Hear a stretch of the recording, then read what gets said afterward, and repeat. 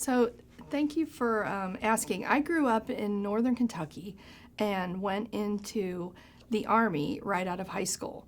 I had always had a love for animals and wanted to be a veterinarian when I grew up. So, joining the Army gave me an opportunity to become a veterinary technician. And then when I got out of the service, I attended college and found that I really had more of an interest in the science side of things rather than clinical care. And also, I worked part-time as a veterinary technician while I was going to college and realized that I didn't want to really own a small business, and so sort of drifted away from the clinical care side of things. So I found epidemiology to be more suited to my interests in disease prevention, and it's very applied and outcome-oriented, so it allowed me to focus more on that disease prevention side versus the work that I did for my doctorate, which was basic science and molecular immunology. So I really enjoyed having that outcome approach. So then when I finished with my doctorate degree, I looked for a postdoc that would let me highlight the interest that I had in epidemiology. And I was accepted into a postdoctoral fellowship at the National Institute for Child Health and Human Development at NIH and worked on large cohort studies studying perinatal epidemiology outcomes. So the opportunity I had at NIH was a great experience. I had really knowledgeable mentors who encouraged me to pursue a career in field epidemiology. They saw that that better suited my interests and led me to apply to the Epidemic Intelligence Service program at CDC. I worked at CDC for 17 years following my fellowship with EIS and spent my time investigating outbreaks, doing disaster response work, environmental, public health investigations, and working to build epidemiological capacity in underserved areas, and particularly looking at morbidity and mortality surveillance when I was responding to disasters.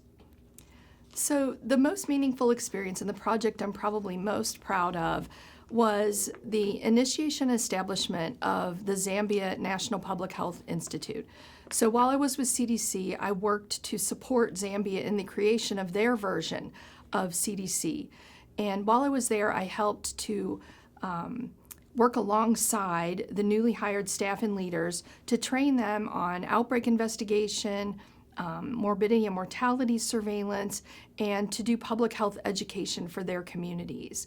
I also worked on an infection prevention and control training program where I helped them establish a program to train their border patrol staff and those who worked in public health so that they were better prepared when Ebola hit in neighboring Congo DR in 2018. And I modeled their training program after what I had been involved with developing with the CDC in 2014 during the outbreak of Ebola in West Africa. So this was really a matter of equity. I wanted to ensure that the Zambians had the same level of training and expertise as they were preparing for Ebola at their borders as we did in the United States. Field staff who previously had no experience with emerging infectious diseases would often just disappear if someone came through the border control station and appeared ill. So if that threat had been imminent, they were not able to handle it. So this training allowed them to more confidently do their jobs and keep their nation safe through surveillance, infection prevention, and being well prepared to manage large outbreaks. And this was evidenced later by successes that the Institute had in their response to cholera as well as the COVID-19 pandemic. So I'm very outcome and action oriented. Initially through my training in the Army, I really learned valuable skills about managing chaos, performing under pressure, teamwork, managing risks, and multitasking as a leader with responsibilities to accomplish a mission. Exposure to the diverse cultures that I gained while being in the military allow me to work with different demographics and personalities and taught me how to be adaptable and learn those valuable soft interpersonal skills that allow for improved communication and maximizing opportunities for problem solving. So I would have to say strong mentors. I credit my postdoctoral mentor, Captain Kimmy Lin at NIH. She encouraged me to pursue the Epidemic Intelligence Service and CDC, which changed the trajectory of my career, as well as mentors at the University of Florida when I was in graduate school. They encouraged me to pursue a dual degree, and this allowed me to get a more diverse educational opportunity and pursue the Masters of Public Health that set the stage for me to pursue epidemiology and public health.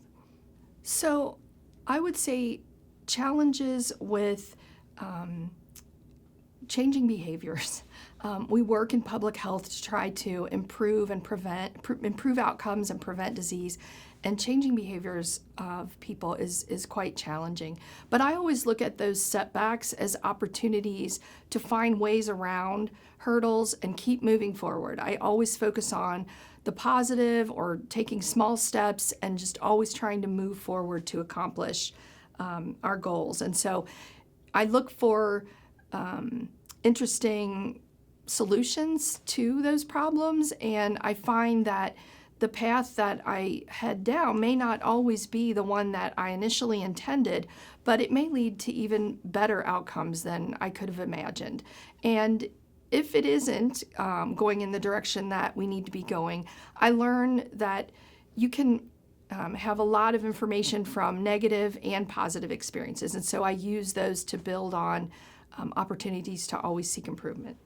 I think people are surprised that I was in the Army and that I worked with military police dogs, and I actually still enjoy competing in dog sports today. So my time in the Army as a veterinary technician really opened my eyes to the importance of zoonotic disease and disease prevention. That's where I first experienced doing health education, educating clients about the need for vaccinations. And I didn't know it at the time, but that really sparked my interest in public health. I had thought I wanted to do clinical work, but learning about the education side for clients and helping to improve health for larger populations really allowed me to move into epidemiology and population health as a career goal. I learned that my military service could continue by the opportunity with the Epidemic Intelligence Service, and I could once again serve my country in uniform by joining the U.S. Public Health Service. And so really appreciated that opportunity to serve my country again. It allowed me to travel the world and serve in underserved areas and pursue my passion to prevent illness and improve health throughout the world. So I would have to say one piece of advice that I didn't really understand or appreciate at the time, but came to understand it better, was be true to yourself. Always tell the truth to yourself, and don't allow yourself to be influenced to change because of what others want. So that be true to yourself has really stuck with me throughout my career, and it's allowed me to pursue open doors that came along the way and seek out opportunities to get outside my comfort zone and pursue things that led me in directions that I would not have traveled were it not for that willingness to take that risk. What was your favorite meal or food in Zambia? I would have to say chihuahua, which is pumpkin greens. So I didn't know we could eat pumpkin greens. I don't know why I'd never thought of that before, but they're quite delicious. And so I really enjoyed having that. All right. Name 3 things personally and or in your work that bring you joy. I would have to say spending time with friends and family, competing in dog sports or spending time with animals, and then just anything outdoors. Name a show, book, or podcast that you are currently enjoying. The Disney series Ashoka. Perfect. And where is the next place you plan to travel and why? I plan to travel back to Zambia very soon. So my adopted son, who I met while I was over there, is graduating from college, which is with his bachelor's degree. So I'm looking forward to celebrating that. So if you're interested in global health, I would suggest looking for opportunities to study abroad or volunteer for mission trips to get experience with other cultures. This experience with other cultures is invaluable and will allow you to develop the skills needed to effectively work with other cultures and just learn how to be adaptable. I would say find a good mentor. Mentors were instrumental in my life and helped with my career. Get to know someone who you respect and who is heading in the direction that you want to go, but maybe just a little further along in their career. Seek opportunities to get outside your comfort zone, as I mentioned earlier, and with every job, no matter how big or small, do it to the best of your ability. But most of all, don't forget to have fun along the way.